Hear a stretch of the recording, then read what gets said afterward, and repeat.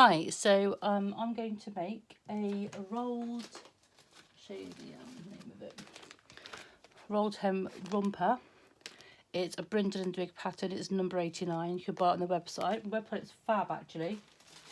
If you haven't experienced brindle and twig yet, they have a reward system, so you get points for buying patterns, and you also get points if you follow them on Facebook, follow them on Instagram, I think it is.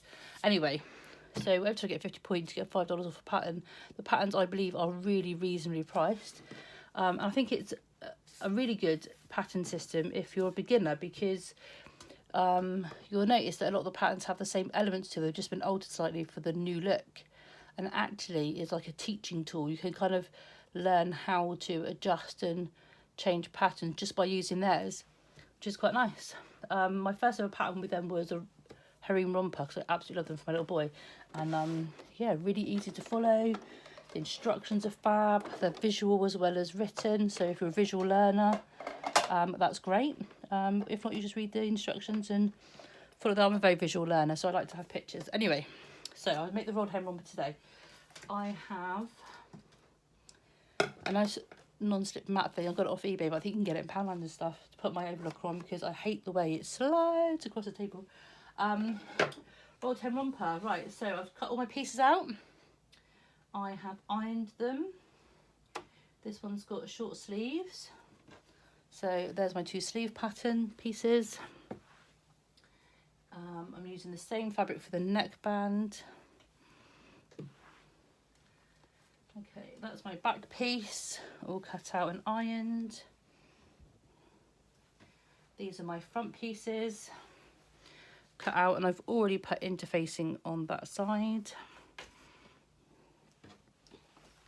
And there's the opposite side. Okay, so rolled hem romper. Here we come. Set up my machine, as I showed in another video on how to rethread. So the first thing you do is, I don't generally pin all the time, I might do on the sleeves. I tend to just kind of do it now, really. Now I've been doing it for a while. So what you do is get your back piece. These top pieces here are your shoulder pieces. You find the corresponding front piece. So this is got the binding on this side. That's your armhole, so it goes next to that armhole, and then you just put the two pieces together. Machine on. All my numbers are number 4 in this machine. I find that setting works really well for jersey fabric. Okay, line them up, pop it down, serge. And then do the same for the other one. This one here. Nice and straight and flat. Okay, so same again.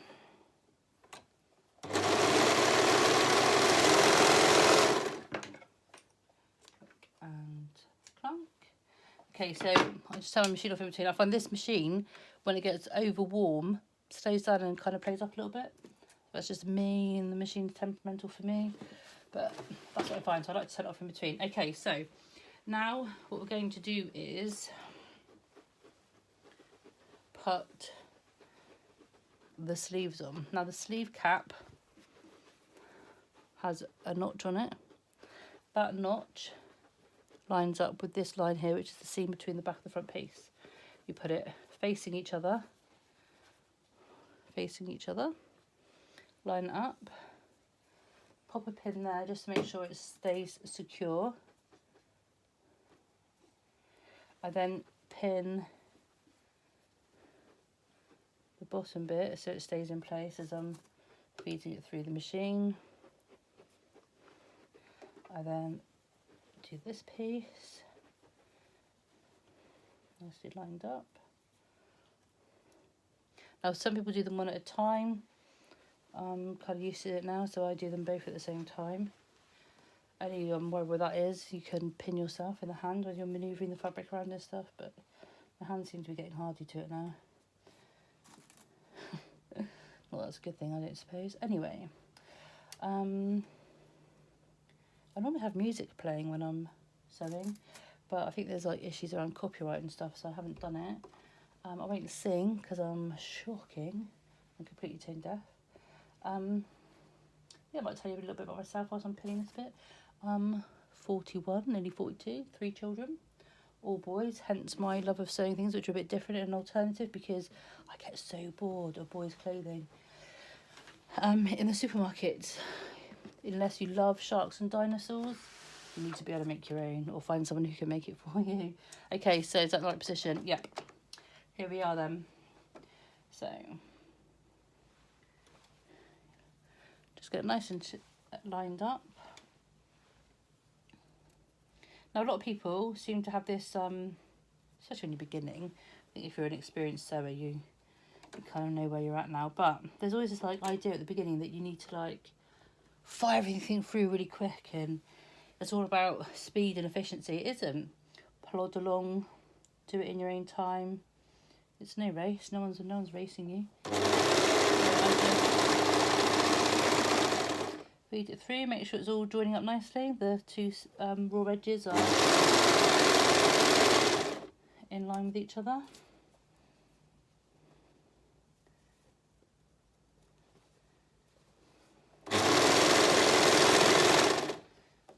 I've got quite used to doing the old curves now. It used to be a bit tricky and I used to get like straight edges on it.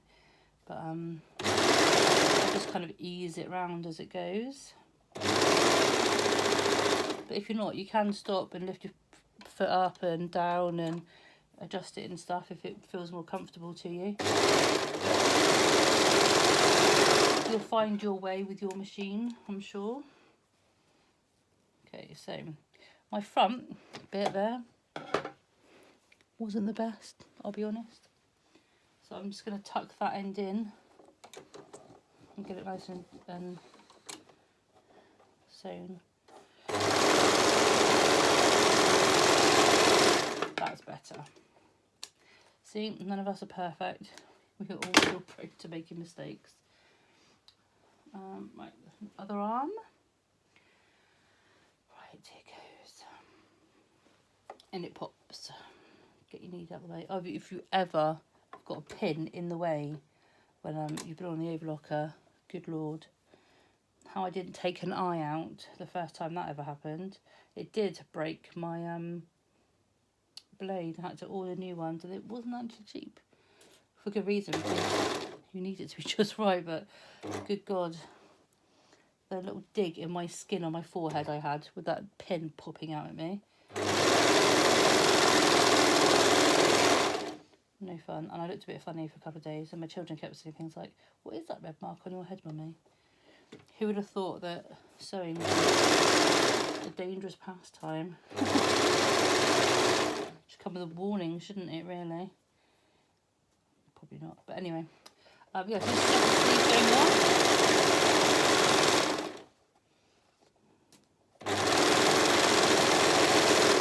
on. Lovely. Okay, so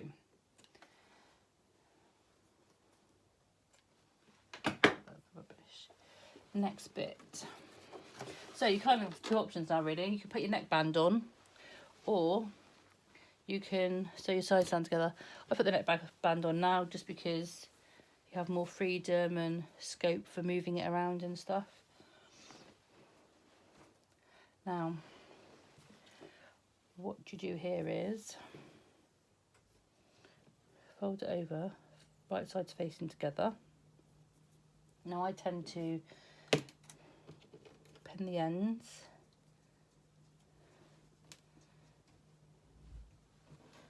not right sides facing together, wrong sides facing together, Mandy. See how easy it is to make a mistake? You're not really thinking properly about what you're doing. Right, so I pin my ends together. This is just for when I pin it to the garment, it's easier because all my pins are there ready. I don't have to get any more out and stuff. And then I put those together to find the middle. Get it nice and neat.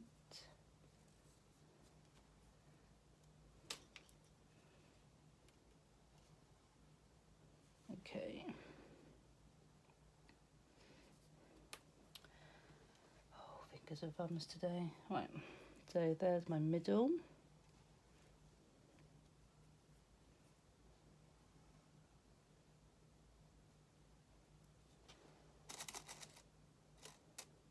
I used to like to use the flower head flat pins because you're using your normal sewing machine. They tend to go through a bit easier, a bit better, which is quite nice. Then I pin it about halfway between the two on both sides, and that's kind of all the pinning I give it really. As long as it's manageable flat and you can put it in place. Now this neckband is marginally shorter than the distance you're going to pin it to, so you're going to have to stretch it to fit the length of where you're putting it on the garment. So this is your top piece, this is where your neckband is going to go. Two ends, and then if you look, when you cut the pattern out, you've got a little dart in the middle of the back, and that's where the middle point's going to go. So I always put it right side out, and then I pin the sides, so your ends are pinned on.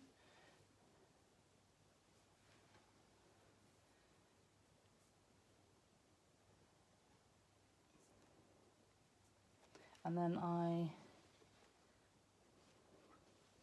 find the middle pin there, and I pin that to the middle of the back.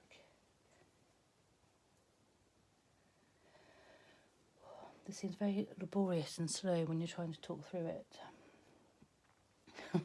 Yes, 3 boys, 12, nearly 11 actually, and 3. The 3-year-old's now in nursery. He's been settling in for the last few weeks.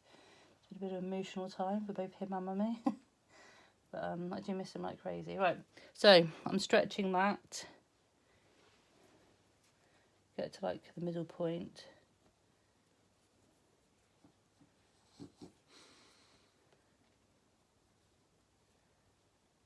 Get your 3 raw edges all nice and flush with each other. I tend to pin on the seam really.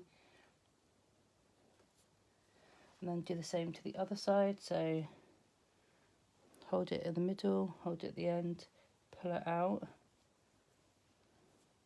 You kind of need like 2 sets of hands really, don't you? But anyway, it works. Eventually you find your little knack and ways of doing it. There we go. It's all curled up. So get it all nice and flush again.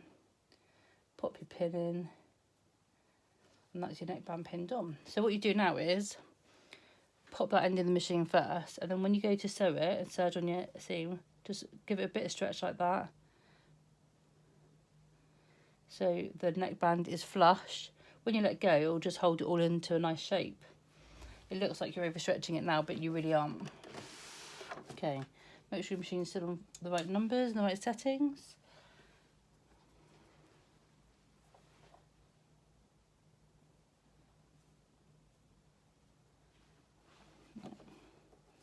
So your pin kind of does a bit of work for you here, so make sure it's not sticking out too much.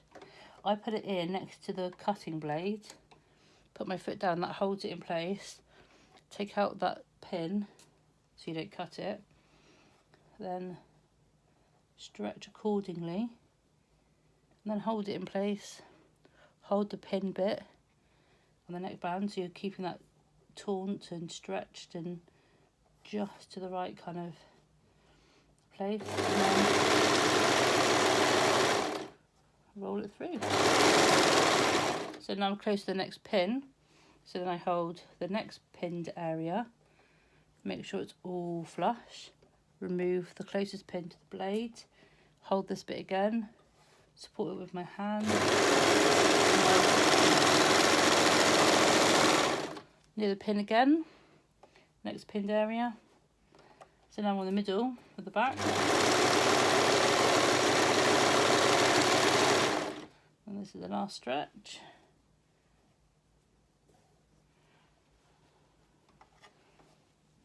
Here we go. Make it all nice and flush. Remove your pin.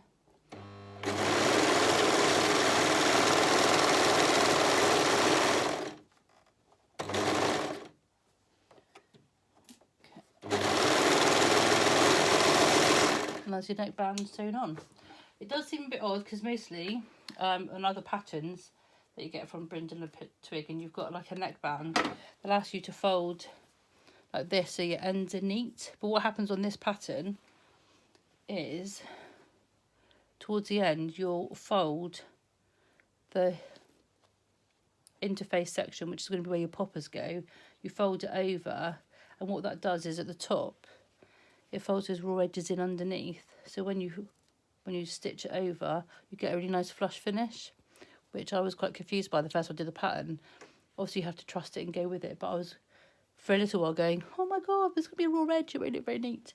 But they've already thought about that, which is why they're the pattern designers and we're the pattern followers, I suppose. Okay, so the next bit will be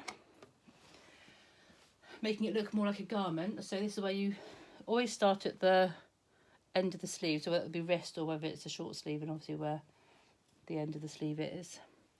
Now a lot of people pin there. I don't kind of worry about it now because I'm kind of gotten used to it, but pop a pin here, pop a pin in your seam, and then if you want to, you know, you can run some pins down along, but use as many or as little as you like, but I'm kind of used to it now, so I just kind of run it through.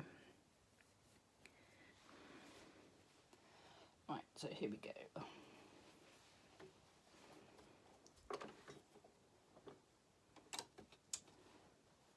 Make sure your side seam, your seams for your, this is basically got the armpit area will be, make sure that's all nicely lined up. And through it goes.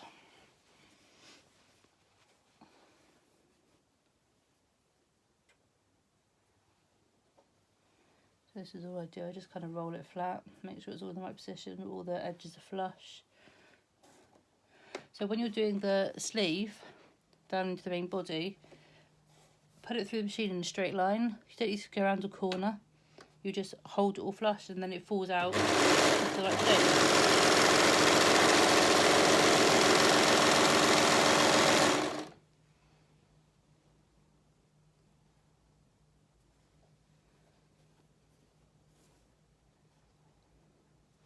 I love this fabric, it's so cute.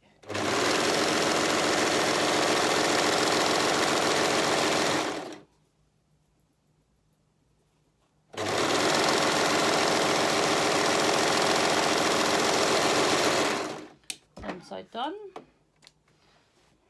So what I tend to do when I finish the side is just have a quick look at that seam there and make sure it's looking like it's nice and flush, as you can see from the other side. There's no hole or anything. Looks quite good. Then we do exactly the same on the other side.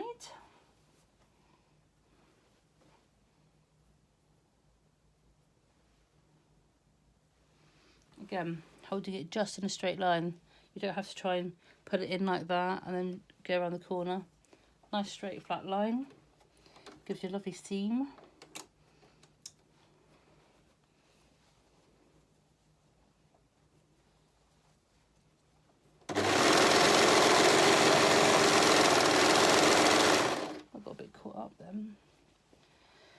We're going to do some machine sewing in a second, so that will give my overlocker a bit of a chance to cool it down, not be so temperamental.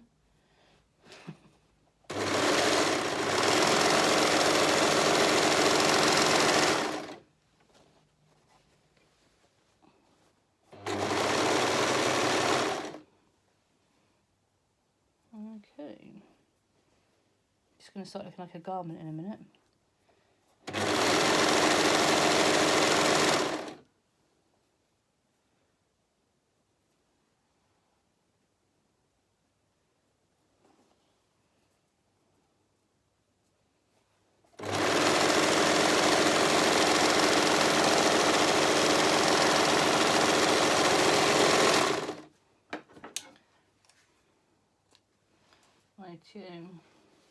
Seems fine. Cut the tail end off. This is the rolled hem, so what happens is when to finish off the sleeves is you'll fold it back and fold it back again and then sew it. So that messy won't be seen. Okay, so now on to the next bit, which is So this is my Toyota. I love this machine. It's so lovely. It's got so many different functions on it. Very lucky to get one. I've seen they come in a lovely green now, and I quite like the green. But anyway, it's a good machine. I must stop banging that. So I put my stitch length up to a 3. And what I'm going to do first is, because it does make it look much nicer and neater and tidier, from the top, looking at the top, I'm going to put a stitch all the way along the seam, like a top stitch, just so it looks a bit nicer, it holds it in shape better. And I do this before I fold over and sew down the front popper section, just because then the stitching will all be hidden away and you won't see it. Okay, so I'm just going to run this through, if it lets me.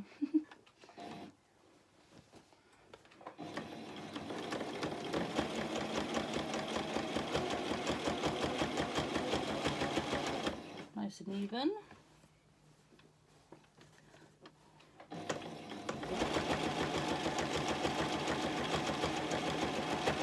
You can also use a twin needle for this if you wanted to. I do have a stretch 4mm twin needle. There's quite small seams, I don't really think it needs just one nice row of neat stitches work for me.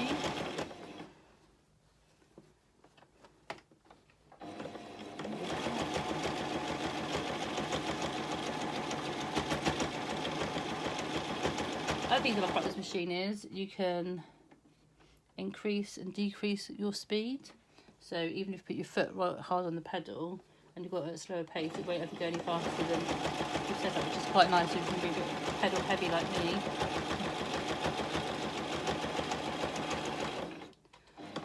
Right, so that's that done. Okay, so on your pattern next it will say to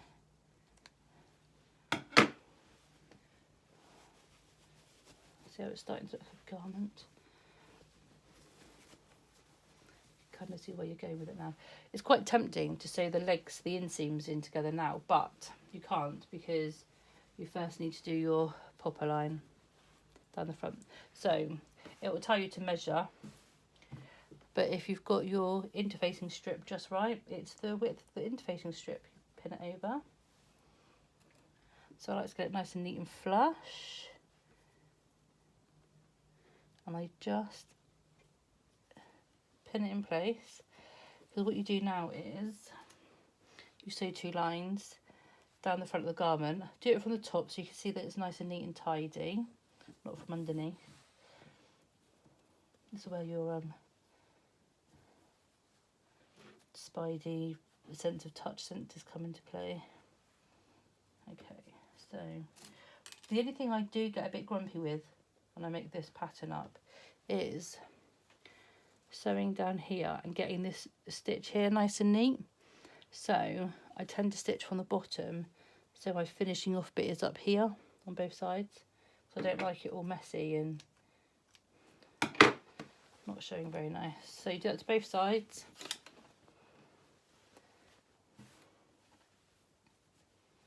Like so.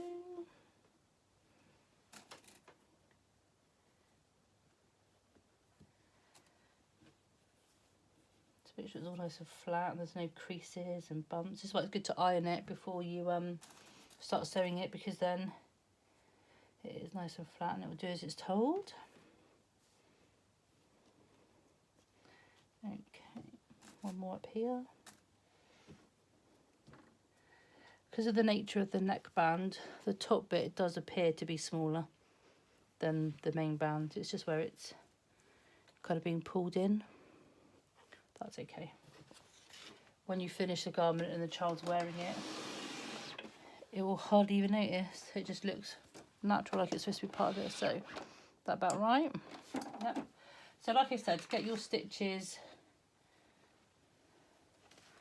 nice and neat up here, I start from the bottom. Now I do the outside bit first. Though you can kind of see where it's darker. But what I do is I just pop underneath there. So the edge of my foot is on the edge of that interfaced area. But I can feel it with my finger. So as I'm feeding it through, my finger will make sure it's all going in the right direction, because I can feel if we're moving away from it slightly. I turn my speed down a little bit just so I've got a bit more control.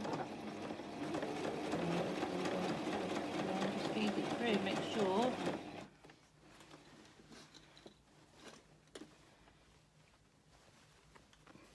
you're holding it nice and flat so you don't get any creases.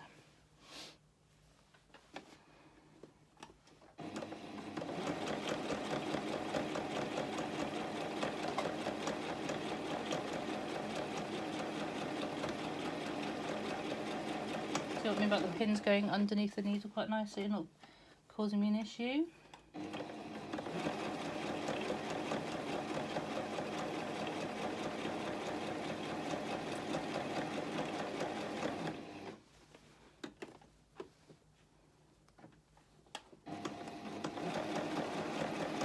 So that's some quite hopefully all the children at school and the little one at nursery. I hope he's having fun. Bit tearful, I drop him off, bless him. Still getting used to it really. Okay, so I'm now at the end. It'll ram these things through nice and gentle over bumps and seams and stuff. And then I just get to the end and I reverse. You can lift your pressure foot, just stop any creases and stuff in it, put it back down and make sure it tails off nicely. So that's that one bit. You can now remove your pins from that side.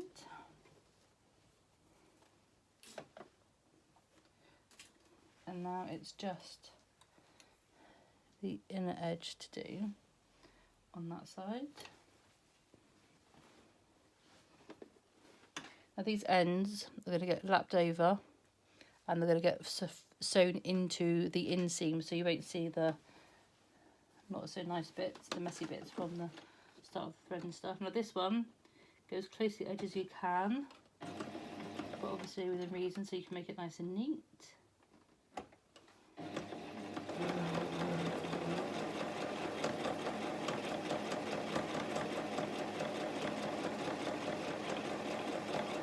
I remember the early days of sewing when I used to think, quick, get all through and get the sewing done. That's what professional seamstresses do. They sew on a fast setting and they get it all done. That's because they were really proficient at that pattern and knew what they were doing. And you know, my mum was she worked in a factory doing piecework just outside of St Austell in Cornwall, and she used to sit on a higher pedestal like machine and put the back top panel on her shirts and stuff. She's absolutely amazing at sewing. She used to make us all our PJs and stuff when we were little. Where I get my love of sewing from. Yeah, and she can sew like super fast, and she knows when she's got a pattern that she knows what she's doing. She just kind of flies through it. I suppose when I first started, I kind of aspired to sew a bit like my mum did. So I used to be like, go really fast, and I didn't really have the skill and knowledge to be able to do that just yet.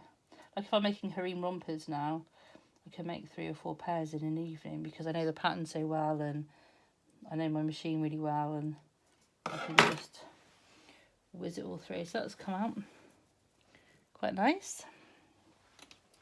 Same on the other side. So the deeper seam first, as in the wider bit.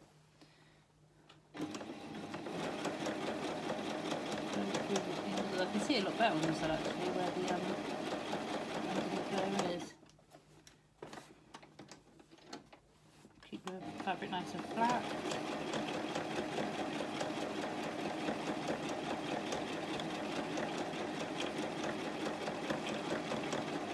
Beautiful. Yeah, so I get to make it for my 3-year-old quite a lot. He's gone to nursery today in a pair of big butt pants that I made him last night with a matching ringer tee, both brindle and twig patterns. I cut them out and made it all last night before sitting down and watching the soaps, which is quite nice. And then he likes certain fabrics, so he chose some fabric with his favourite superheroes on, which is the Avengers.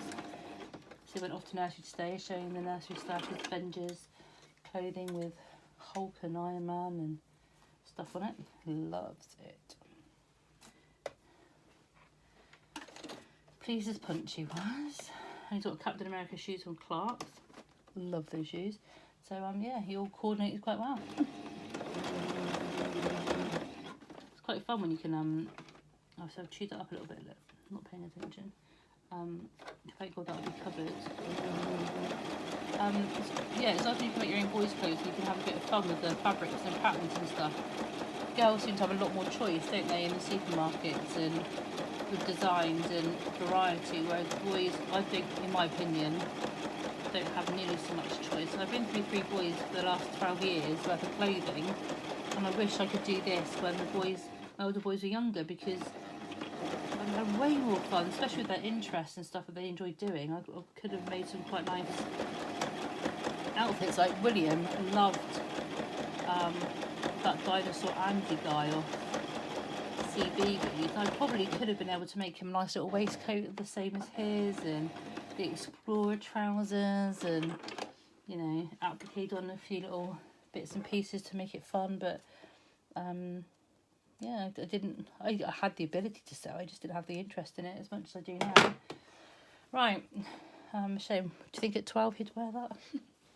Not even fancy dress, I don't think he would. Okay, so just move it up the way so I can show you a little bit. So that's your popper areas done. So what happens now is this bottom piece, you can see why I chewed it up slightly. This is why I start at that end. So if my stitching does go a bit blunt, we can hide it. You overlap it so it's perfectly flush with each other. Put it into place. Get rid of that loose thread. Okay. And then I sew a little bit there, and I use, on my settings, I'll show you nice and close up. Okay, can you see? Yes, I use number 3, which is a triple stitch. I don't know what that shows like up on your machine. If you don't have a triple stitch programmed into your machine, then what you do is you literally stitch the same line 3 times, does the same thing. I'm just fortunate that my machine has that. Stitch length is fine, so I just pop that under, and then when you do your inseam, that bit's in place and it won't like fall apart and look messy. It'll be lovely and neat and flush.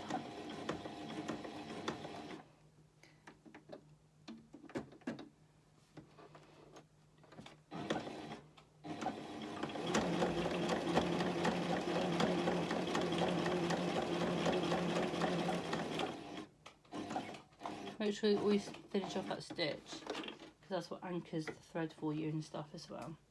Okay, so that's that bit on the machine done. So we're back to the overlock again now.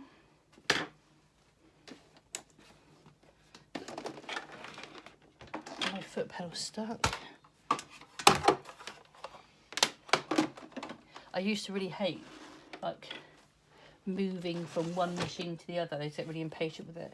Oh, I hate patterns that have to sew bits and overlock bits, but it's actually worth it. I actually enjoy it now because it gives you a much better look on your item of clothing. And I think if you're going to take the time and effort to make something, then make it the best way you possibly can. So okay, so now it's the inseam of the leg. So now with this middle bit sewn together, you've kind of got a bit more of a guide. Obviously you need it inside out, so your seam will be on the inside. This product is nearly finished. This is so quick and easy, I love it. Okay, so match your seams up, just keep them nice and flush and tidy.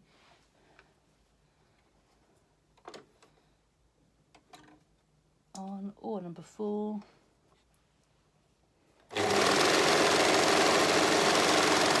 Feed it through, make sure it's all flush. Stop and adjust where you need to.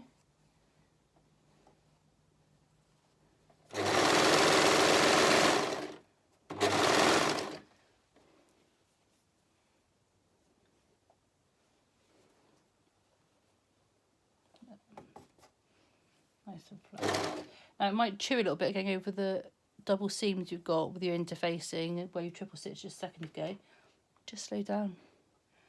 Don't ram it through. It's okay.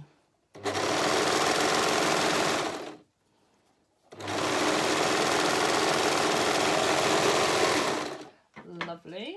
And then you need to check that. Just make sure it's all gone through nice and smooth. If you haven't kind of... You can see there it's nice and flush. You can see there it's caught all the edges. Check it from the other side. Looks quite nice. Spiffy. Okay, so this is the last bit now. Apart from your poppers, obviously, but yeah, that's a bit self-explanatory. Okay, so you've got your item all made. So now, because it's the rolled hem romper, you're rolling your hems. So what you do is, you're meant to measure. I kind of don't measure anymore because it's about my fingertip thickness works. So I just kind of hold it and hold it and fold it over. And you can kind of eyeball it a bit, make sure it looks nice and level. See, that clearly isn't level, so you bring it up a bit there. With your fingers on the inside, you can see that you've got it fingertip length. Pop it over again. Same thing again. All looks quite nice and flush. Looks nice and even. Pop a pin in each side. Make sure your seams are all sitting nice and flat. And then do this to the other leg and both the arms. I won't chatter about fingertips on these bits. I'll just probably ramble on more ridiculous rubbish. Okay, fold over.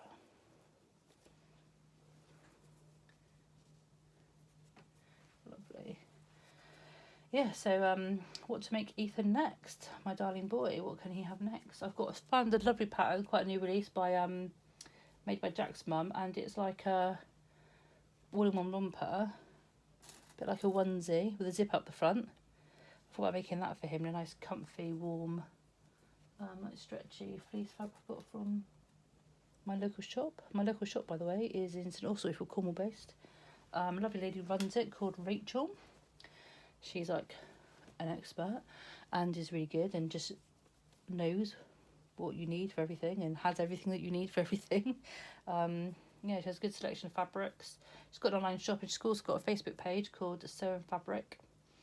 You can shop through that page if you want to, but that's where I get the majority of my fabrics and my threads, and I bought my machine there. And in actual fact, I will say this, I had a problem with my original machine. It kept playing up, and Rachel was amazing. She you know, contacted Toyota, and they were pretty good as well. First off, they took the original machine and fixed it for me, and then it happened again. Basically, like the foot that moves the fabric through stopped working, and yeah, it happened again. So in the end, Rachel had a chat with them and stuff, and they replaced my machine for me. And this one, touch wood, has been lovely, not an issue. So yeah, really good shop. Thoroughly recommend it. And she indulges me in all my sewing whims. Oh, I'm going to sew this week, and I need this and that and the other. Yep, don't worry, Mandy, we've got it all in the shop. And then I go and buy it, and it sits in my stash for a while, and then finally I'll get round to it. But hey, it's there, it's waiting for me. These ideas will come to realisation one day. When I get through this little pile of bits and pieces, I want to make underwear for myself. I dream of just having underwear that fits properly. You know, when you go to the shops and it says 34D, what if you're a 35? What if you're a 29 and a B cup? you know. So I found a really good pattern on Made for Mermaid, if you want to check out. I've downloaded it, I've printed it. I've bought the fabric from Rachel at Sewing Fabric, Billings Court, St Austell. Have I made it yet? No. But it's one of the things I will make, and I will do a video on it because, you know, we can all learn together. This is what it's all about. And you can watch me make my mistakes. Might have to put a advisory on there for potential shouting as I go through the learning process, but that's what it's all about, isn't it? So again, on my settings, I will pick the triple stitch, and the stitch length I keep to 3, and I slow it down just a little bit, and then what I do is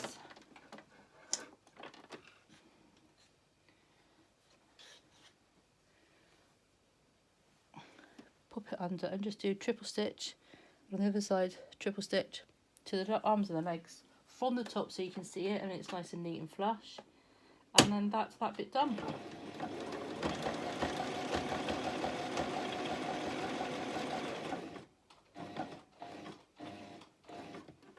Right, number 1.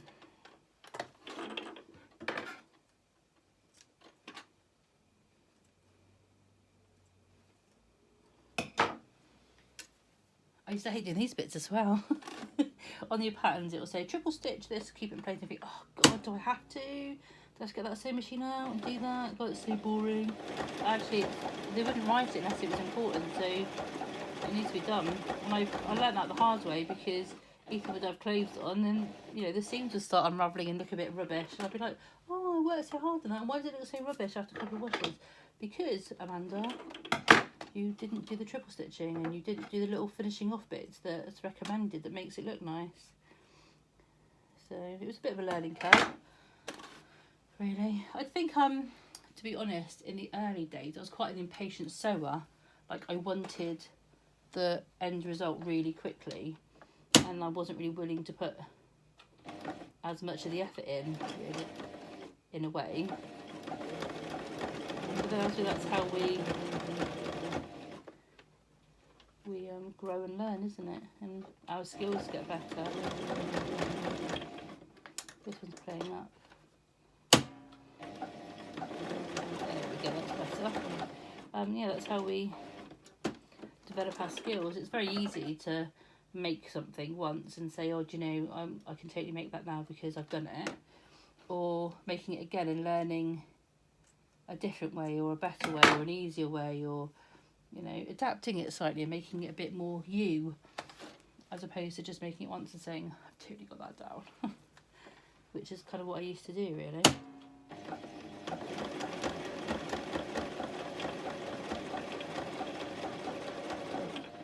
I think my favourite hack so far has been like using men's t-shirts and using them to make harem rompers. I made Ethan some awesome little like coveralls and harem rompers out of some t-shirts, band t-shirts, and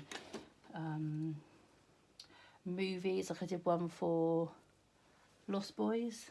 It was quite funny when you go out in public and like someone would be like, no way, that's like the Lost Boys t-shirt. That was so cool. And I've had people like ask me for He-Man. You just can't get He-Man fabric anywhere, so now I've been able to buy a t-shirt and use that to make a romper, and that child then has a completely one-off item of clothing, which when you give people that and stuff, it feels really, really good, because it's different to, especially for boys. I keep going about boys and clothes, but it's nice to be able to get them something different, do something different for them.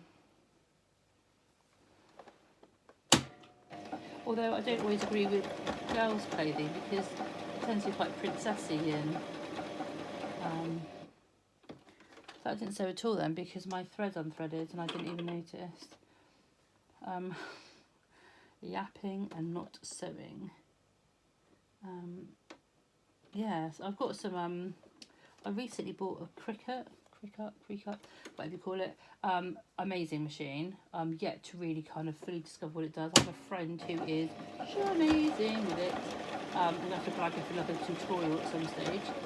And I got some really nice SVG files that I can print, on my laptop, cut out on vinyl and put on front of clothes and stuff. I thought about designing some for girls which are outside of I'm a Unicorn and I love LOL dolls, and make it more about like empowerment for girls, because, you know, future managing director, maybe future boss on their tops instead of, you know, Daddy's Little Princess and stuff like that. Girls need to be having the same messages, same as boys need to have, like, you know, different designs on their tops. Like, you notice, like, before the age of 3, a boy's t-shirt would have cute little dinosaurs and sharks and stuff on it.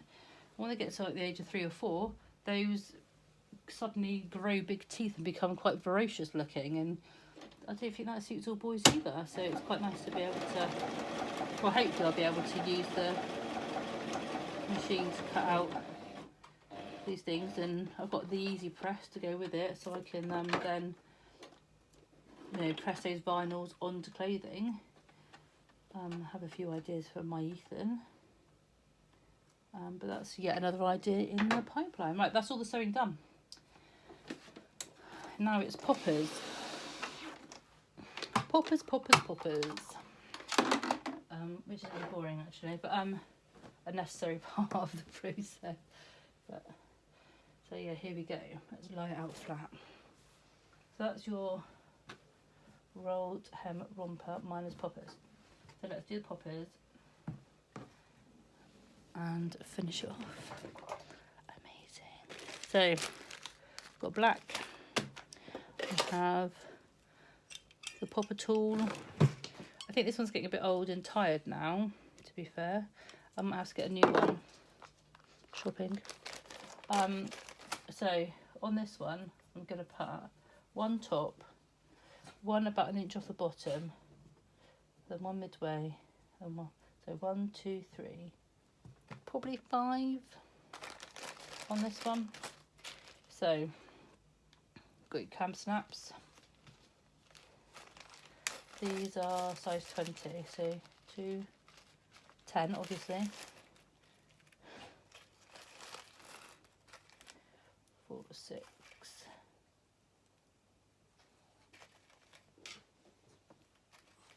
These are all mixed up. 2, 4, 6, 8. 10 of the halves that secure them into place. Then you need 10 of the female half, 5 of the female halves, and 5 of the male halves of the popper system. 1, 2, 3, 4, 5. So that's 5 of them. Then 1, 2, 3, 4.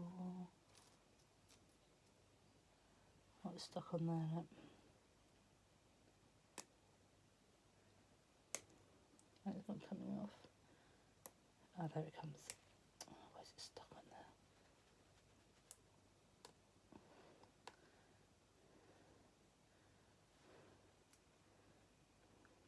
Oh, there's 5. Okay. Put the rest back in the bag. These are horrible to stand on. Don't drop them on your floor ever. Especially with the pointy side up. Equivalent to Lego, I think, on the pain scale. Right, so put the male ones in first, and they go on the bottom half. So, like I said, we're going to put one on the top band here. Just kind of, this is the worst, it gives you the most amount of layers. If you struggle, poke a hole.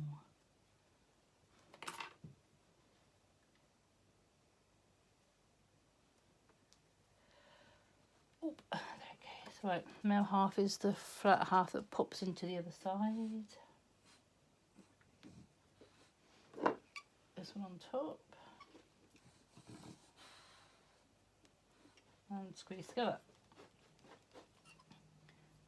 That's now nice and secure. Okay, so about an inch up from the bottom, 1.5 inches maybe, depending.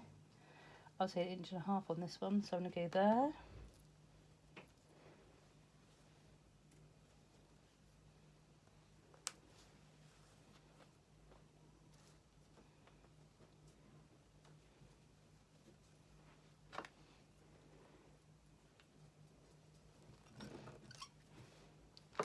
Now to get the middle, fold that in half, get the middle point there, so halfway through there, put that one through.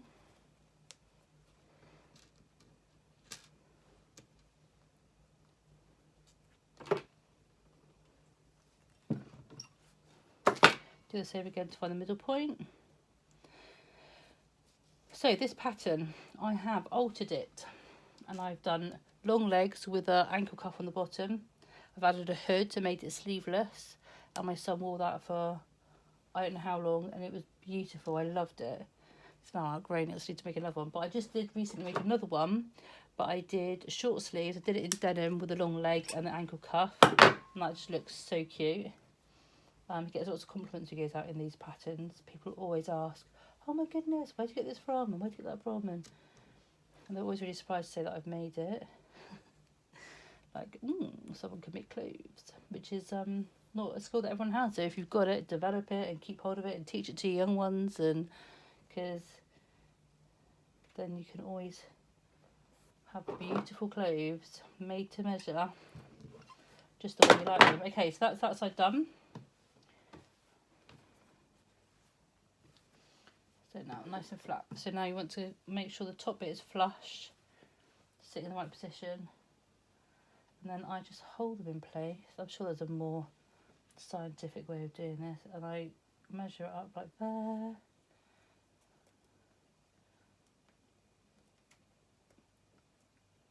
It's going through, but not wanting to, so I'm just going to use the, there you go. So this is where your female halves of the cam snaps go on.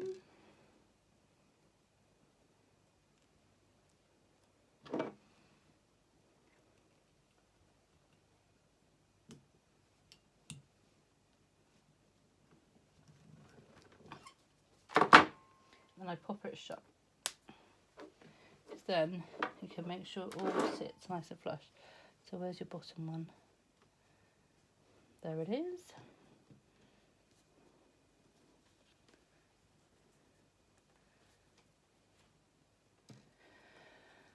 Whew.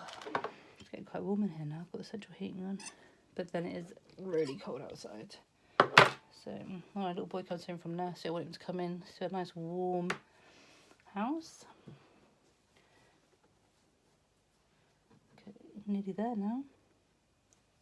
I used to hate putting cam snaps on as well. Isn't it ridiculous? I used to make all this effort to make items and then be like, oh, I can't be bothered to do this, and oh, I can't be bothered to do that, to finish it off. And I used to like rush those bits, and then the end result wasn't always as good.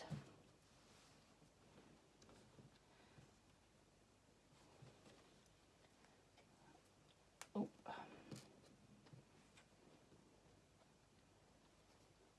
Totally worth it, really.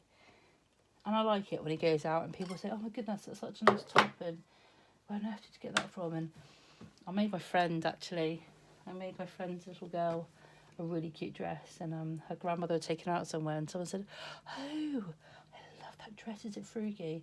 And the grandmother said, oh no, we don't do Frugy, we do bespoke. Brilliant. Yeah, although when you make it at home, you don't really consider yourself to be, you know, in competition with really good brands like that. I love Fruity clothes. They're beautiful, and I love the fabrics. So yeah, to be compared to that is such a compliment. So yes, shame I haven't got girls, because I love that dress. Dress pattern was fabulous. Okay, this is it. All done. Gorgeous. Such a nice pattern, and so easy to make, really. Like it, the pattern says you can do it long sleeve, short sleeved. I've taken the sleeves off and put little armbands on it, like a bit like the neck binding, but done it on the arms. On the sewing pages they say to measure it and then make your band like 80% of that measurement to give it the right kind of feel, obviously, so it fits and snug and doesn't all flap open and look horrible. But yeah, so now what you need to do really is give it an iron so it all sits in the right place and looks lovely. But gorgeous, I love this pattern. Next one I'm going to do is a summer romper, another brindle and twig pattern, summer romper, and that one's going to be in this absolutely awesome, got all the pieces cut out already, absolutely awesome seagull mint. I love it, love this fabric. But what I'm going to need to do first is like interfacing and stuff, so but I can do a video on that as well. Yeah, gorgeous pattern, gorgeous fabric, amazing for summer. So if you fancy looking at that one, look at my page at some stage and it will be on, because I'm just starting out. So welcome to Mandy's Sewing World. Thank you very much.